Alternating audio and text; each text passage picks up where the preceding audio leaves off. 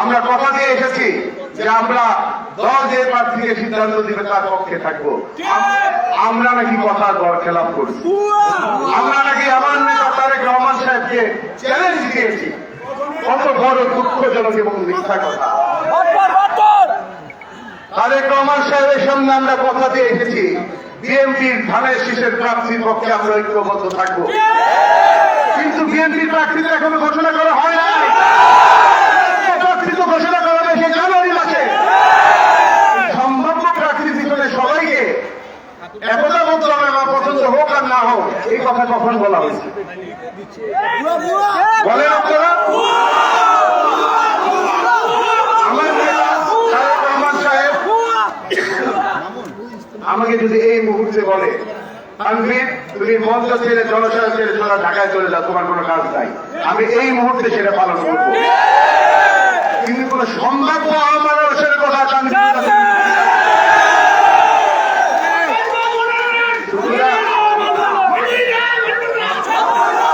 তারপরে দেখেন এই ধরনের কথাবার্তা বলে মানুষকে বিভ্রান্ত করা ঠিক না। তারপরে কতটুকু দুঃখজনক আপনারা প্রার্থীর সাথে বা সম্ভাব্য প্রার্থীদের সাথে দেখা করতে গতকাল না গত পরশু দিন যেন আমার বাসায় গিয়েছে। আপনারা জানেন না, ফেসবুকে দেখছেন না, ওনার আমার বাসায় যাওয়াটা অন্যায় কিছু না। ওনার উনি আমার বাসায় যেতেই পারে, কোনো অ্যাপয়েন্টমেন্ট কোনো ফোন করে যেতে হবে তা না। আমি না থাকলে ওনার কষ্ট হবে, আমি ছিলাম না, দেখা হইল না, এটা কোনো সমস্যা না। আর বলেন যে ওনার বোন মানে আমার মা বাসায় আছে, একটু সালাম করে যাবে। নুরুল হুদা সাহেব মারা গেছেন 2017 সালে, 8 বছর হয়েছে, সালাম করার প্রয়োজন মনে করে না, সালাম করার জন্য যাবে। নুরুল হুদা সাহেবের জন্য এত মায়া কান্না, ওনার জানাজা পর্যন্ত তারপরে আপনি গিয়েছেন, কোন ভুল করেন নাই, হয়তো আমি ছিলাম না, এটা যে তর্ক বিতর্ক হতে পারে। দুঃখের বিষয় হচ্ছে যেটা আপনি এখানে চলে আসলে ছবিও তুলছেন, আমার স্যান্ডেলের ছবি তুলছেন, জুতার ছবি তুলছেন, আসবাবপত্রের ছবি তুলছেন দরজার বাইরে, ভালো তুলছেন, কোনো সমস্যা নেই, কোনো সমস্যা নেই। কিন্তু আমাকে না পেয়ে আপনি ফেসবুকের মাধ্যমে আমাকে একজন অপরাধী হিসেবে আপনি কাজ করার দাঁড় করিয়েছেন। আপনার নেতা কর্মীরা আমাকে অসম্মান করে যে আমি একটা মিথ্যাবাদী, আমি কোনো সামাজিকতা জানি না, দরজার নক করছে, দরজার সিটকিনে আটকাই দিচ্ছি, এইগুলি তো কোনো মিল হওয়ার কথা না, ঐক্যবদ্ধ হওয়ার কথা এগুলা। আপনি আপনার সম্পর্কে জানেন, মতলবের জনগণ জানে। গত 8ই জানুয়ারি, আগের গুলি বাদ দিলাম, আওয়ামী লীগের যে প্রহসনের নির্বাচন ছিল, আমরা মশাল মিছিল করেছি, বিভিন্ন রকমের অবরোধ, বিভিন্ন কার্যক্রম পালন করেছি। সেদিন আপনি কোথায় ছিলেন? আপনি কোথায় ছিলেন সেদিন? আপনার নেতা কর্মীর কতটুকু খবর রেখেছিলেন? 5ই আগস্ট বাংলাদেশ স্বাধীন হয়, এই 5ই আগস্ট আপনি কোথায় ছিলেন? আমি আগেও বলেছি, সুসময় এসেছেন মনোনয়ন নিয়ে বিএনপি নির্বাচন করতে।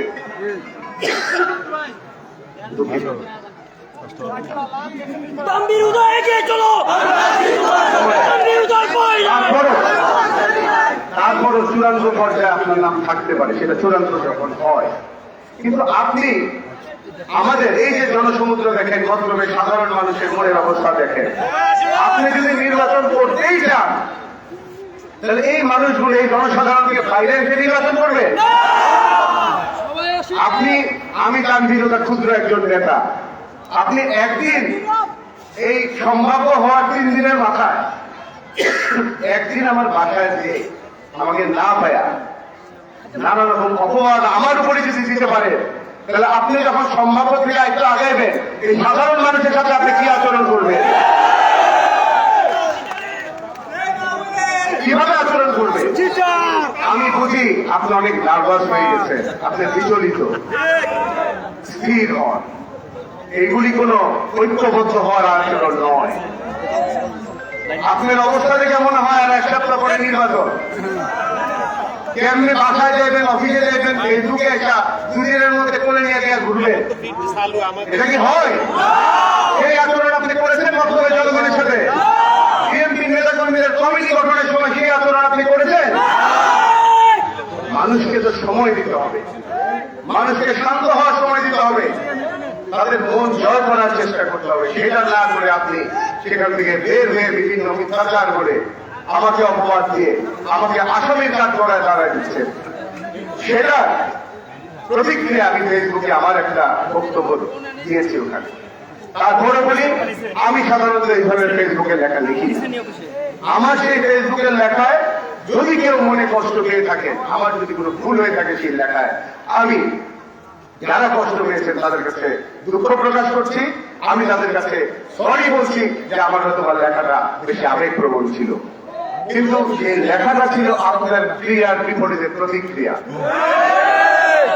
তারপরে আসেন, আপনারা সাংবাদিক সম্মেলন করে বলেন যে আজকে এই অনুষ্ঠান সম্ভাব্য প্রার্থীর অনুমতি ছাড়া হচ্ছে, তো সুতরাং এখানে যদি কোনো রক্তক্ষয়ী সংঘর্ষ হয়, মানুষ নাকি উত্তপ্ত হয়ে আছে, রক্তক্ষয়ী সংঘর্ষ হইলে এর দায়ভার নাকি আমার নিতে হবে। আপনারা চিন্তা করছেন আজকে যে বাংলাদেশে আসছেন এই হাজার হাজার মানুষ, রক্তক্ষয়ী সংঘর্ষ দেখছেন কোন? মানুষের আবেগ দেখেছে, মানুষের ভালোবাসা দেখেছে, মানুষের হৃদয়ে রক্ত খরচ দেখেছেন, মানুষের চোখের পানি দেখেছেন। আপনারা দেখেন সংঘর্ষ, আপনারা মানুষজনকে ভয় দেখাতে চান, সাধারণ মানুষকে হুমকি দিতে চান। এই প্রক্রিয়া বেশি দূর আগাইতে পারবেন না। প্রিয় বন্ধুগণ, কাগজের মধ্যে সম্ভাব্য হিসেবে নাম লিখতে পারবে, সেই কাগজ তো ছিঁড়ে যাবে। সেই কাগজ হৃদয়ের মধ্যে যে নাম লেখা থাকে,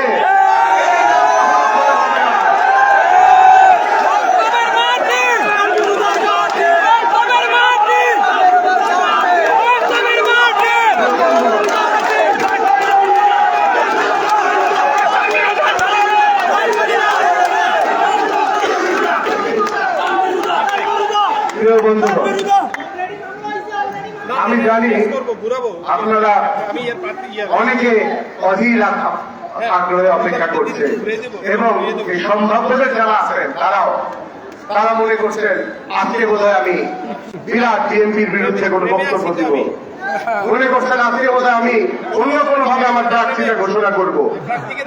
আপনারা ধোঁকার রাজ্যে বাস করছেন। আমি তারেক রহমান সাহেবের ক্ষুদ্র একজন কর্মী। আমার নেতা তারেক রহমান সাহেব, আমার বুঝ হওয়ার পর থেকে আমি বিএনপি বুঝেছি, বুঝেছি। আমার মৃত্যু ইনশাল্লাহ এই ধানের শীষকে বুকে নিয়ে এবং বিএনপির পতাকায় পড়িয়ে আমার মৃত্যু পর্যন্ত আমি আজকে যতগুলি কথা বলেছি, আমি কারোকে সমালোচনা করে এত কথা বলি না, এটা আমার চরিত্রের মধ্যে নাই। যে পরিমাণ মিথ্যাচার, অপবাদ, আক্রমণ ফেসবুকের মাধ্যমে বিভিন্ন জায়গায় গত 2 দিন চলছে, তাই কিছু যৌক্তিক কথা আপনাদের সামনে শুধু বললাম, এর বাইরে কিছু। এরপরে আমি এসব নিয়ে আর কথাও বলবো না। আমি শুধু এতটুকুই বলছি, তারেক রহমান সাহেবের নির্দেশে জনগণের পাশে থাকার জন্য, জনগণের সাথে থাকার জন্য, 31 দফা বাস্তবায়ন করার জন্য যে কর্মসূচি নিয়ে আমরা মাঠে ছিলাম অতীতের মতো, এখন থেকেও আরো তীব্রভাবে সেই কর্মসূচি নিয়ে বার্তা আমরা ঘরে ঘরে পৌঁছে দিব। মামলাও দিচ্ছে নেতা, মামলাও দিচ্ছে। আপনাদের কাছে আমি আহ্বান জানাবো সকল পক্ষের কাছে, সকল পক্ষে বাংলাদেশ জাতীয়তাবাদী দলের নেতা কর্মী যারা আছেন, কর্মী ভাইয়েরা, আপনারা সবাই শান্ত হন, যেটাকে বলে কুল ডাউন, শান্ত হন সকল পক্ষের কাছে। এভাবে যদি ফেসবুকে আক্রমণের মাধ্যমে তারপরে যে রেশারেশি আমাদের মধ্যে ছড়িয়ে যায়, সেটা সম্ভাব্যই হোক আর চূড়ান্তই হোক, যেই ধানের শীষে শেষ পর্যন্ত নির্বাচন করবে তার জন্য এটা সুখকর কোনো বিষয় হবে না। আমি সকলকে ধৈর্য ধারণ করার জন্য অনুরোধ জানাচ্ছি, বেশি কথা বলার থেকে বিরত থাকার অনুরোধ জানাচ্ছি। কিছু কিছু ব্যক্তি আছে মতলবের মাটির সাথে সম্পর্ক নাই, জনগণের সাথে সম্পর্ক নাই, খালি সারা রাত্রি রেখে ঢুকিয়ে বসে থাকে। এদের কথা আপনারা বিভ্রান্ত হবেন না, এদের সব কথার জবাব দেওয়ার কোনো প্রয়োজন নাই। নিজেদেরকে সংযত করুন, শান্ত থাকুন, একে অপরের বিরুদ্ধে কোন আক্রমণ করবেন না। যারা সম্ভাব্য প্রার্থী আছেন, অন্যান্য প্রার্থী, সবাইকে বলবো আপনারা আপনাদের কাজ করেন, আপনারা আপনাদের উপর যে আত্মবিশ্বাস নেই সেই কাজ করেন। আপনারা যতটুকু কাজ নিজেরা করতেছেন, আমাদেরকে বাধা দেওয়ার জন্য চেষ্টা করতেছেন আরো বেশি। এটা ঠিক না, এটা সাধারণ মানুষ পছন্দ করবে না, এটা ধানের শীষের জন্য ভালো না। আমরা তো কোথাও আপনাদেরকে বাধা দিচ্ছি না, মতলবে সাধারণ মানুষের যে মনোভাব সেটার পক্ষে গিয়ে আপনাদের বিরুদ্ধে তো আমরা কোন রকমের অবস্থান নিচ্ছি না। আপনারা কেন এই ধরনের কথাবার্তা বলেন, মানুষের মধ্যে বিভ্রান্ত সৃষ্টি করেন? দয়া করে আজকের পর থেকে এগুলি নিয়ে কথাবার্তা বন্ধ করেন, দলের কাজ করেন। আপনি যদি মনে করেন আপনি সম্ভাব্য, আপনি ভবিষ্যতে চূড়ান্ত হবেন, আপনি আপনি কাজ করেন, কোনো সমস্যা নাই। আমাদের পিছনে লাগবেন কেন রে ভাই? আমরা তো জনগণের কাছে যাই, তাদের বাবা সাহেবের বক্তব্য দেই, ওনাদের সিদ্ধান্ত যে সম্ভাব্য কোনো চূড়ান্ত না। আর আপনি যদি মনে করেন যে আমি খুব বড় কোনো অপরাধ করছি, আপনি দলের উপরে গিয়ে বিচার দেন, দলের নীতি নির্ধারক থেকে আমাকে বলুন। আপনি করতে সম্ভব এসে আমাদেরকে বললেন যে আপনার অনুমতি ছাড়া অনুষ্ঠান করা যাবে না। আপনারা কি সেটা মানবেন নাকি?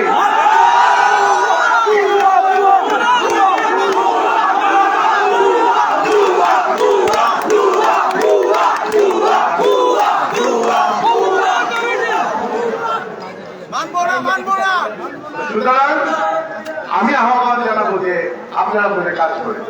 আর হচ্ছে গিয়া বিএনপির নেতা কর্মীরা যারা প্রকৃত সৈনিক, রাজপথের সৈনিক, তারা 17 বছর আওয়ামী লীগের বিভিন্ন হুমকি ধামকি, মামলা হামলা উপেক্ষা করে, চোখ রাঙানি উপেক্ষা করে তারা রাজপথে ছিল না, রাজপথে ছিল, তারা ভয় পায় নাই।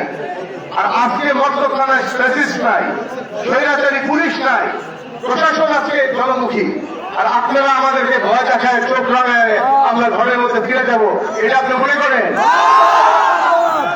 সুতরাং এই জনতা দুঃসময় সময় রাজপথে ছিল, এই জনতাকে চোখ রাঙানি দিতে আসবেন, কি ধামকি ভয় দিবেন না। মনে রাখবেন তারা কিন্তু আপনার পায়ে পাড়া দিয়ে জোর করে মারামারি ঝগড়া ফাসাদ করে দোষ কিন্তু আপনার ঘাড়ে দেওয়ার চেষ্টা করবে। এটা তাদের আরেকটা কৌশল, খুব সাবধানে থাকবেন।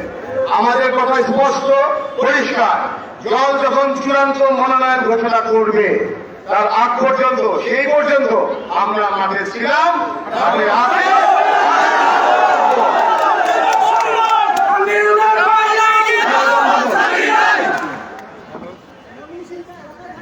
2017 সালে আমার মাথার উপরে ছায়া ছিল আমার বাবা মরহুম নুরুল হুদা সাহেব। 25শে জানুয়ারি আমার মাথার উপর থেকে এই ছায়াটা চলে গেছে। আমার বাবা পৃথিবী থেকে বিদায় নিয়েছে, আমি এদিন হয়ে গিয়েছিলাম। এই মাত্র সাধারণ মানুষ তাদের ভালোবাসা দিয়ে আমাকে আগলে রেখেছেন, বিপদে আপদে যারা মনে করেছিল, যারা মতলবের বিভিন্ন বড় লোক, বিভিন্ন স্বার্থের নুরুল হুদা সাহেবের নামটা বলে এবার শেষ। শুধুমাত্র মতলবের এই সাধারণ মানুষের হতে দেয় নাই, সাধারণ মা বোনেরা দেয় নাই। শ্রমিক সাধারণ খেটে খাওয়া মানুষের নেতা ছিলেন নুরুল হুদা সাহেব। এই সাধারণ মানুষ আমার মাথার উপরে ছায়া হয়েছিল, আজও আছে। আমার কোনো পদ পজিশন ছিল না, আমার কোনো অবৈধ কোনো কিছু ছিল না। আপনাদের মাথার উপর যে ছায়া, যে ভালোবাসা, সেটাই ছিল আমার একমাত্র শক্তি, একমাত্র প্রেরণা। সেটার উপরে আমি আজ পর্যন্ত এসেছি আল্লাহ তাআলার অশেষ রহমতে। এতটুকু আমি আগেও বলেছি, এখনো বলছি, এই সাধারণ মানুষ যারা আমাকে আগলে রেখেছেন, ভালোবাসা দিয়ে রেখেছেন, এই সাধারণ মানুষকে ছেড়ে আমি কোথাও যাব না।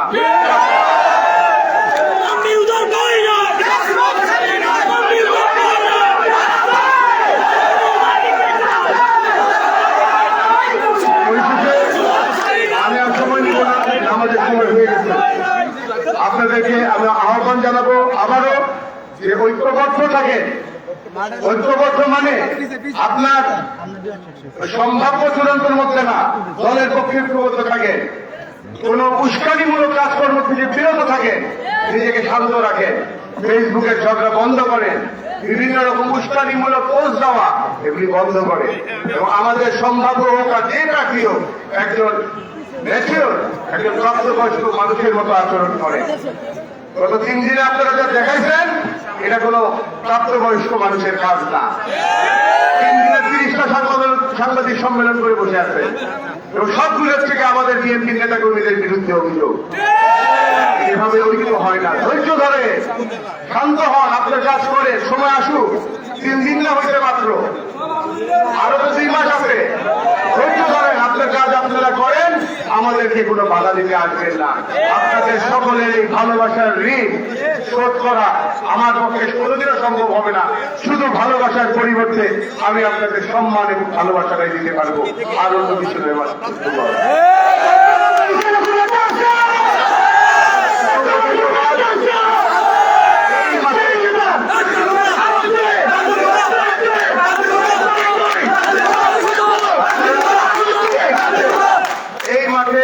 এই মতলবের মাঠে আবারও আপনাদের সাথে দেখা হবে। বিএনপি ধানের শীষে তারেক রহমান সাহেবের বার্তা নিয়ে আপনাদেরকে, আমরা আপনাদের পাশে আছি, আপনারা আমাদের পাশে থাকবেন, আমাদের উপর আস্থা রাখবেন, ধানের শীষের উপর আস্থা রাখবেন, তারেক রহমান সাহেবের উপর আস্থা রাখবেন। এই আশাবাদ ব্যক্ত করে আজকের মতো বিদায় নিচ্ছি।